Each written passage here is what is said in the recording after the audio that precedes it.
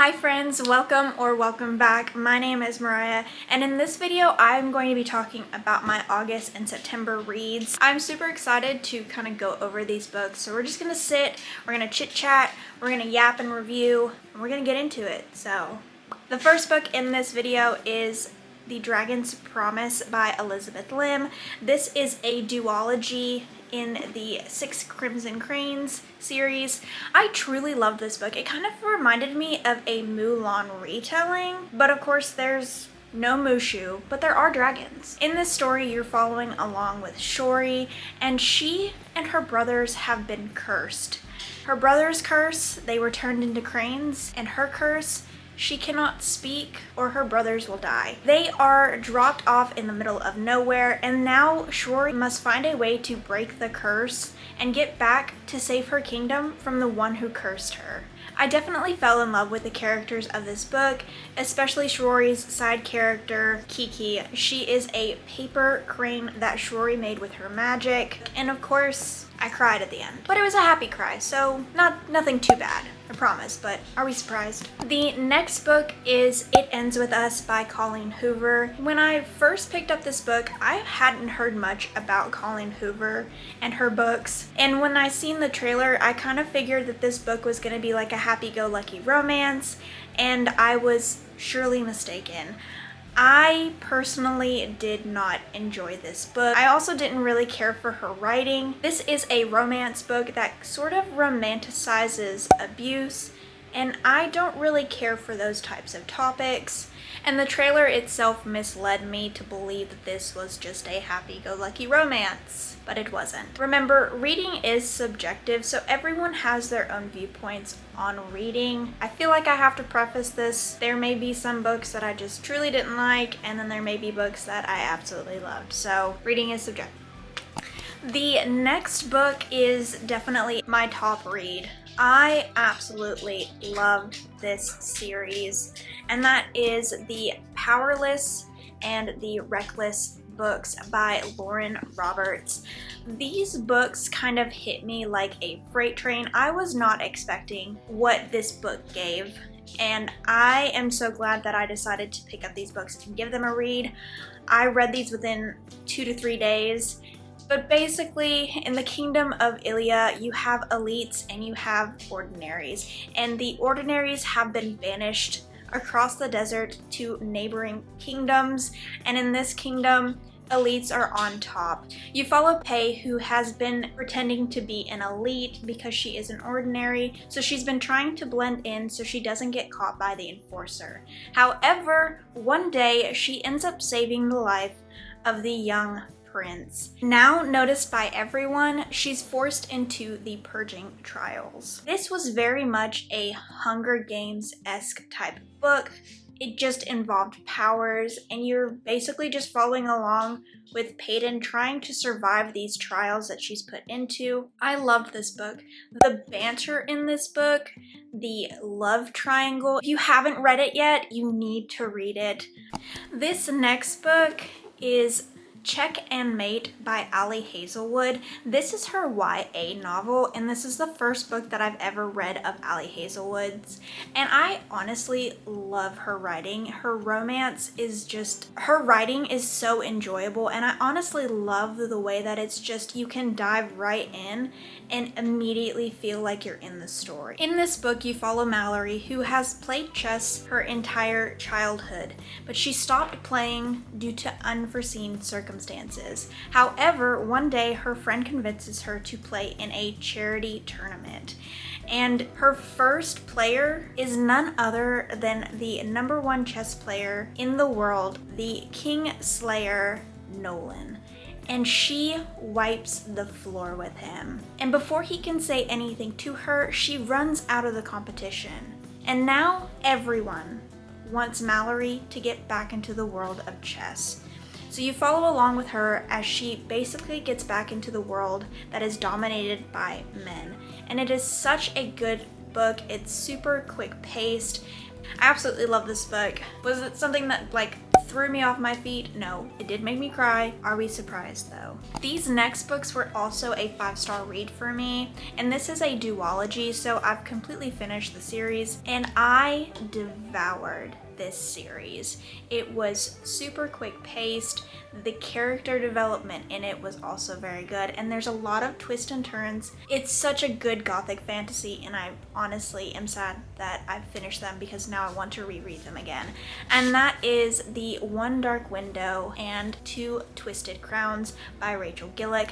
In the Kingdom of Blunder, you are surrounded by the mist, and in this mist you get the fever, and if you get the fever you are granted with magic.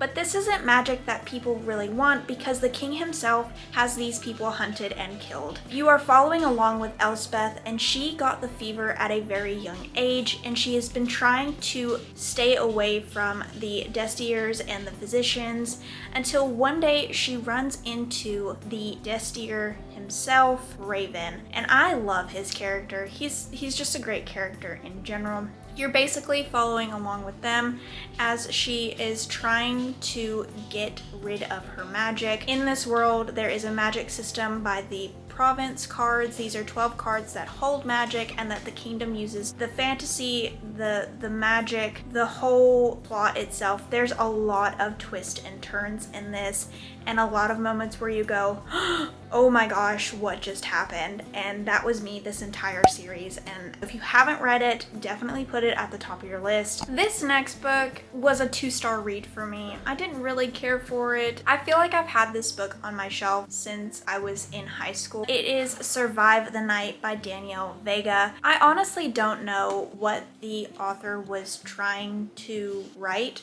The writing itself just didn't hold very much value. The main character of this is a teenager who just got out of rehab, and her friends, who are not very good people, have convinced her to go out into the city to go to a party called Survive the Night.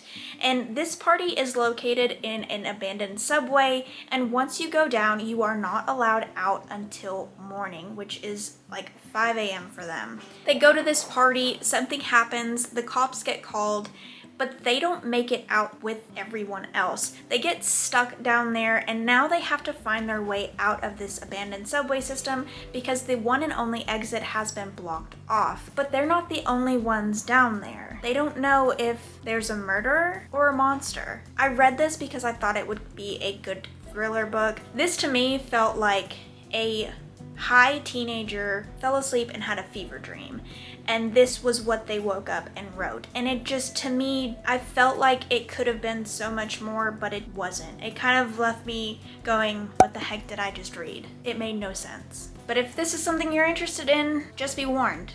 Just be warned. This next book, I can see why people enjoy reading her books, and that is What Moves the Dead by T. Kingfisher. She does a lot of retellings. Now this is a retelling of The Fall of the House of Usher. Now if you're anything like me and you've never read any of Edgar Allan Poe's works, that is totally fine. You're basically following along with this retired soldier who received word that one of his childhood friends is sick and dying.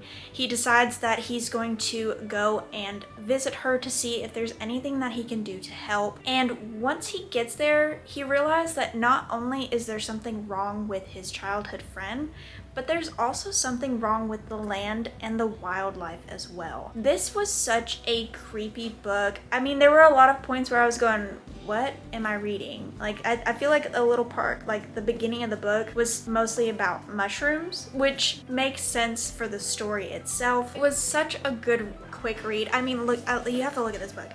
This is a tiny book. I will be one of those people that if T. Kingfisher publishes a book, I will be the one reading it because that book was great. It was a little different than something I've ever read before, but it was definitely a good book. Now this next book is a part of the Maple Hills trilogy. It is Wildfire by Hannah Grace. It's just a romance book. It's one of those books, like I've said, I take a brain break in between the fantasy books that I read.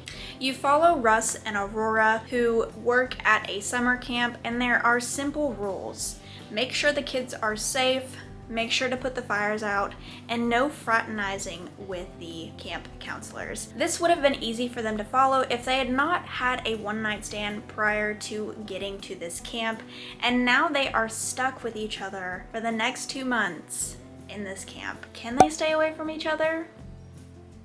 We'll never know until you read. I did read Icebreaker, and my thoughts on that was hot people doing hot people stuff. This next book is Starling House by Alex E. Haro. I enjoyed this book. It wasn't my favorite. I was expecting more of a like high-paced, high-staked fantasy book, but it just didn't give that. In the small town of Eden, Kentucky, there are two Dollar Generals and the Starling House property, which no one really knows about because it's the town mystery. The only people that have been inside are the descendants of Starling themselves. So when Opal gets the chance to work at the Starling House, she's gonna figure out what the actual mystery is. There is a subplot of romance in here. It's a good read, but it's definitely what I would consider a simple fantasy. I felt like it could have been so much more than what it was. I feel like the characters were great in this, but I felt like the plot could have had more attention to it. That is it for my August and September reading wrap up. I hope that you guys enjoyed this. Thank you so much for taking the time out of your day to watch this. I hope that maybe these books might have been your new recommendations, but until next time, friends, bye. Excuse me. Mess up. Man, this book. I don't even remember what I was saying. And oh, that's definitely not the redo.